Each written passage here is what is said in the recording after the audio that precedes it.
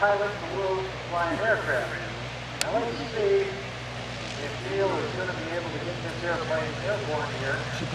Yay! Wow! It's airborne.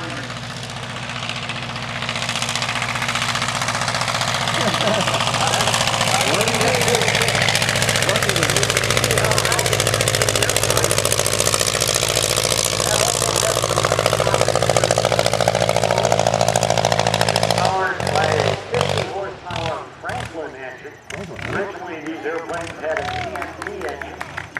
This one has a 1939 Wright brothers and Glenn Curtis, who claims it. Glenn Curtis infringed on their patent and design.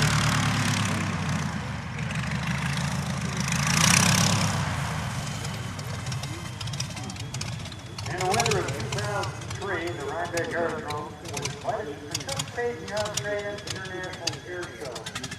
With ideal field conditions, aerodrome pilot Dan Taylor made the first ever circuit of the field in Australia in this aircraft. The 1911 Holstad engine at that time was believed to be the first airplane in Australia since before World War I. So the elevators front and rear. This lawsuit went out into the 1920s between the Wright brothers and Glenn Curtis. You can see the aileron is still exists today on the aircraft between the wings. You got it. And takeoff roll. Let's see if we're going to get the airplane airborne today.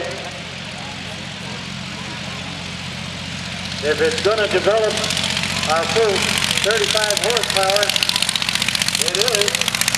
That airplane is being flown by the president of the Old Rhinebeck Aerodrome, Mr. Hugh Schofel, and he's wearing an exact replica of the helmet that Hugh sits in this airplane. Now it took Louis Blériot 38 minutes to cross a 23.5-mile stretch of water. During his flight in 1909, the 25 horsepower engine started to overheat. The wind